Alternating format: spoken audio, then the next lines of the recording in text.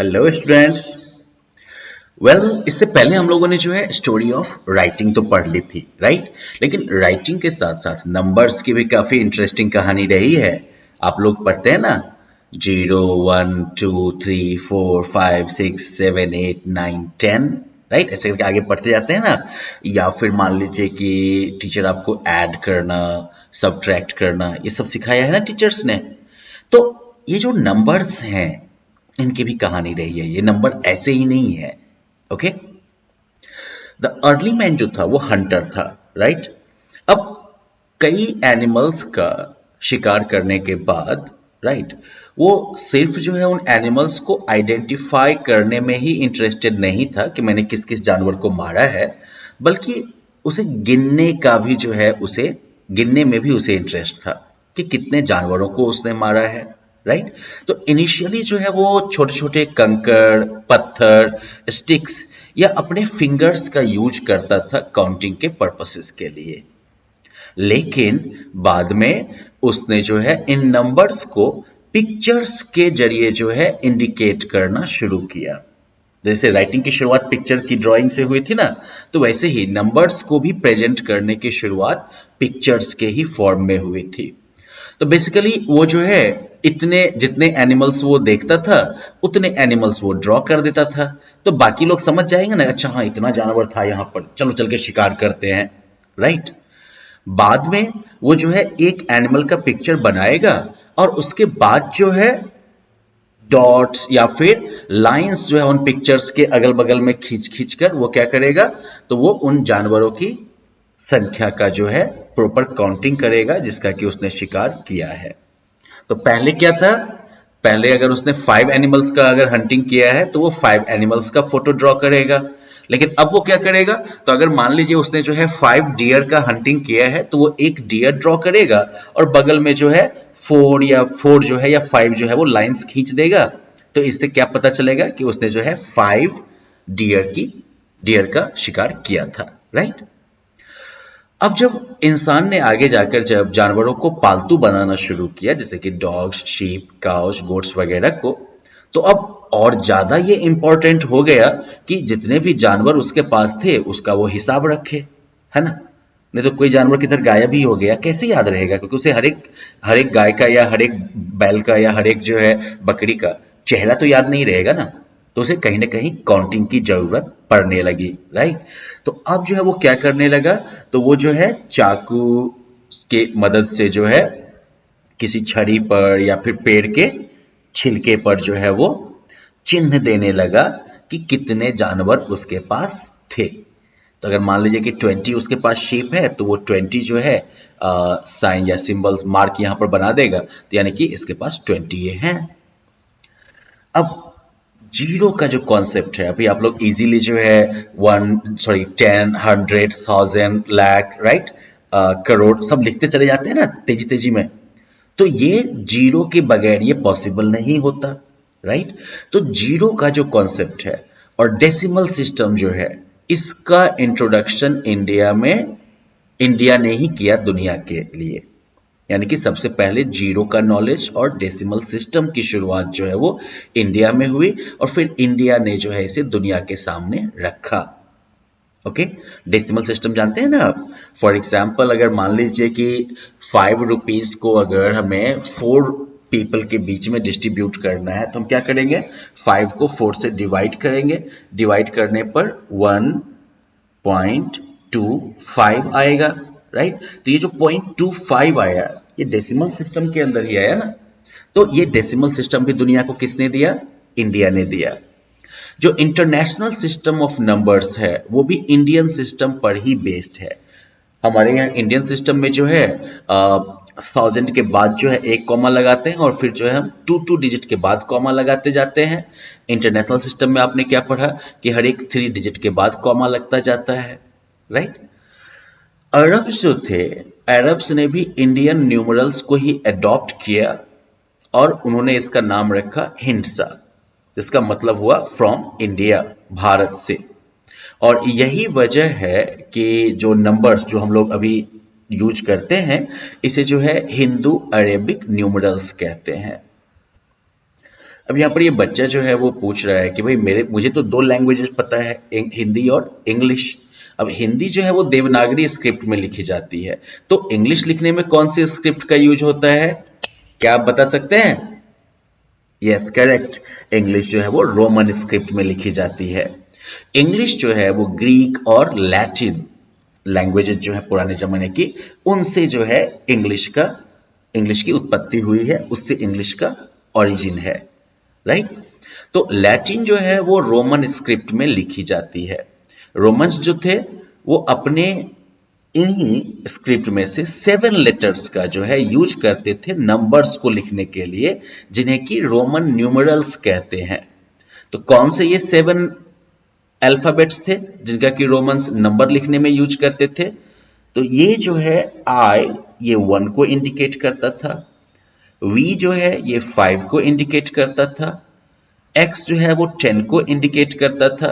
L 50 को, सी 100 को, D 500 को और एम जो है वो 1000 को रिप्रेजेंट करता था।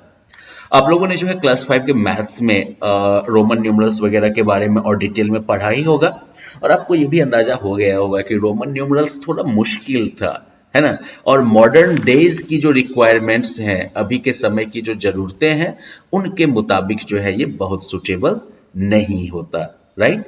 तो इसलिए थैंकफुली कि हमारे इंडिया ने जो है 0 दे दिया, राइट, और हमारे इंडिया ने जो है ये न्यूमरल सिस्टम दिया, जिस पर कि अब पूरा इंटरनेशनल सिस्टम भी काम करता है।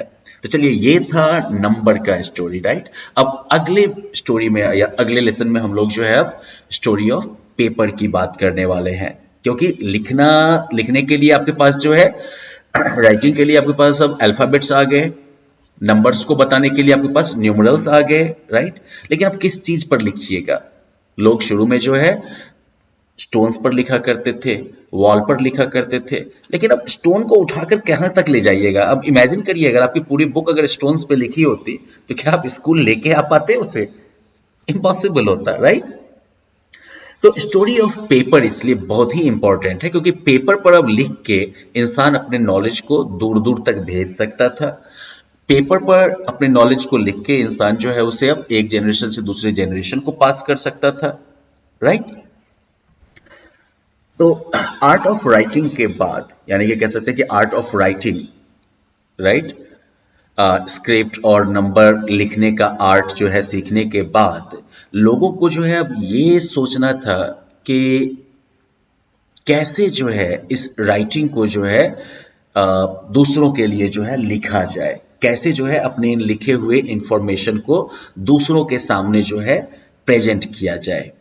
तो अर्लियर टाइम्स में, बहुत पुराने समय में, क्ले यानी कि वो जो मिट्टी होता है ना, तो क्ले, लीव्स यानी कि पेड़ की पत्तियां और पेड़ के जो खाल होते थे, इनका यूज किया जाता था राइटिंग के लिए। यानी कि जो भी लिखना होता था ना, उसको इस पर लिखते थे और यहीं से लोग जो है फिर उसको पढ़ेंगे दूसरे लोग। तो कई हजार सालों तक जो है बेबीलोनियंस, एसीरियंस, ये पुराने जमाने की सिविलाइजेशंस थी, तो वहां के लोगों ने जो है यही मिट्टी के टैबलेट्स का यूज किया अपने नंबर्स और स्क्रिप्ट्स को लिखने के लिए।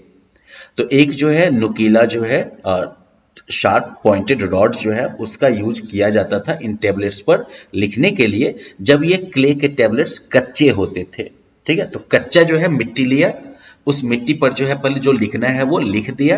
क्ले जानते हैं ना, बहुत ही चिकनी वाली जो मिट्टी होती है उस पर। और जब ये क्ले गीले होते थे तभी इन पर लिखा जाता था, और लिखने के बाद उन्हें जो है बेक किया जाता था, यानी कि पकाया जाता था उस राइटिंग को प्रिजर्व करने के लिए, उसको जो है सुरक्षित रखने के लिए। ये क्ले टेबलेट का राइटिंग का एग्जाम्पल हुआ, और ये ट्री के बार्क पर जो लिखा जाता था उसका ये हुआ एक एग्जाम्पल। इजिप्शियंस जो थे उन्होंने पहला जो है पेपर तैयार किया, और उन्होंने जो है घास जैसा ही एक जो है एक्वाटिक प्लांट होता था, पानी वाला पौधा होता था, पेपायरस, उससे उन्होंने ये पेपर तैयार किया। पेपायरस जो है वो नाइल रिवर जो है उसके डेल्टा में जो है काफी ज्यादा मात्रा में ये ग्रो करता था। तो पेपायरस के जो मोटे मोटे स्टेम्स होते थे उनको जो है लंबे पतले पतले स्ट्रिप्स में काटा जाता था, और उन्हें साइड बाय साइड रखा जाता था, और उनके जो एजेस यानी कि किनारे होते थे ना, वो एक दूसरे पर जो है हल्का हल्का ओवरलैप करते थे।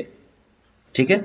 और जो कुछ दूसरे स्ट्रिप्स जो होते थे उनको एक दूसरे के अक्रॉस डाला जाता था। तो यानी कि पहले जो है ऐसे ऊपर से नीचे की तरफ जो है पेपायरस के इन स्ट्रिप्स को रखा जाएगा, फिर स्ट्रिप्स को जो है एक दूसरे के साथ अक्रॉस करके रखा जाएगा, राइट। तो पहले खड़ा खड़ा खड़ा करके रखा, फिर जो है अक्रॉस करके रखा। अब उसके बाद जो है उनको जो है गेहूं का सॉरी आटा आटा का पेस्ट बना के, गेहूं के आटे का पेस्ट बनाकर और इस पेपायरस के इन स्ट्रिप्स को आपस में चिपका देते थे। तो अब समझ गए क्या होगा प्रोसेस। पहले पेपायरस का स्ट्रिप लेके उसे जो है लंबा लंबा करके जो है रखा जाएगा, अरेंज किया जाएगा। फिर जो है अक्रॉस में जो है उसी पेपायरस के स्ट्रिप को जो है अरेंज किया जाएगा। फिर जो है गेहूं के आटे का यूज करके जो है इन स्ट्रिप्स को आपस में चिपकाया जाएगा। ओके। फिर इन शीट्स को जो है बिल्कुल फ्लैट कर दिया जाता था और इसको धूप में सुखाया जाता था। तो वर्ड पेपर जो है वो भी इस पेपायरस से ही ओरिजिनेट हुआ है। भोजपत्र जो है वो पाम ट्री का जो लीफ होता था या फिर बर्च ट्रीज के जो बार्क होते थे, ठीक है ना, तो उस पर जो है जो प्राचीन समय के संत वगैरह थे जो हिमालयाज में रहते थे वो उस पर लिखा करते थे। ओके। जो ऐसे टेक्स्ट जिनको कि लंबे समय तक के लिए जो है लिखना था, यानी कि ऐसे टेक्स्ट जिनको कि लिख के हम लंबे समय के लिए छोड़ने वाले हैं, तो ऐसे टेक्स्ट जो है वो कॉपर के प्लेट पर लिखे जाते थे जिन्हें कि ताम्रपत्र कहते थे। तो भोजपत्र किससे बनता था? पाम ट्रीज के लीव्स से और बर्च ट्री जो है उसके बार्क यानी कि छिलके से। भोजपत्र पर जो सन्यासी वगैरह हिमालयाज में रहते थे वो लिखा करते थे। और लंबे समय तक के लिए कोई चीज अगर लिखा जाता था तो उसके लिए कॉपर प्लेट का यूज होता था जिसे कि ताम्र पत्र कहते थे। ताम्र का मतलब कॉपर हो गया। अब पेपर मेकिंग का आर्ट जो है वो चाइना में 2000 से भी पहले 2000 साल से भी पहले जो है शुरू हुआ। अब जैसे जैसे पेपर का डिमांड जो है वो तेजी में बढ़ा, तो अब पेपर भी जो है वो ज्यादा मात्रा में बनाया जाने लगा। आज के समय में जो भी पेपर यूज होता है वो जो है वुड के बने पल्प से जो है तैयार किया जाता है। ओके। लकड़ी का पल्प बना के उसका जो है बिल्कुल कह सकते हैं कि ढीला ढाला जो है पेस्ट जैसा तैयार करके और उसे जो है चाइना क्ले के साथ और दूसरे सब्सटेंसेस के साथ मिक्स करके ही जो है अभी का सारा पेपर बनता है। तो बेसिकली वुड का पल्प, चाइना क्ले और कुछ और सब्सटेंसेस जो हैं इनको मिलाया जाता है। फिर इस मिक्सचर को जो है बिल्कुल पतला करके जो है फैलाया जाता है और उसे प्रेस करके जो है पेपर तैयार किया जाता है। तो इस तरीके से ग्रेजुअली जो है आर्ट ऑफ पेपर मेकिंग जो है वो डेवलप हुआ और अब जो है हमारे पास बड़े बड़े पेपर मिल्स हैं जिसमें कि अलग अलग तरह के पेपर्स जो हैं वो तैयार किए जाते हैं, राइट। अब चलिए पेपर की कहानी के साथ हम यहाँ पर जो है पॉज लेंगे। अब पेपर का जो है पेपर का मैन्युफैक्चरिंग जो इतने बड़े स्केल पर होता है, इससे जुड़ा हुआ कुछ और जानकारी हम लोग ले लें और फिर हम लोग जो है प्रिंटिंग के बारे में बात करेंगे कि जब इतने लार्ज स्केल पर जो पेपर की मैन्युफैक्चरिंग होती है तो उसकी वजह से काफी ज्यादा संख्या में पेड़ों को भी काटा जाता है। तो इसलिए ये हमारी ड्यूटी बनती है, ये हमारा कर्तव्य है कि हम जो है पेपर का यूज जो है बिल्कुल सोच विचार के करें, क्योंकि हम जितना पेपर यूज करेंगे उतना पेड़ कटेगा। तो हम जितना सोच विचार के पेपर का यूज करेंगे उतना हम पेड़ों को कटने से बचाएंगे ना। और आजकल के समय में रिसाइकल्ड पेपर भी अवेलेबल है जो कि सस्ता होता है, इजी टू यूज होता है और एनवायरमेंट फ्रेंडली भी होता है।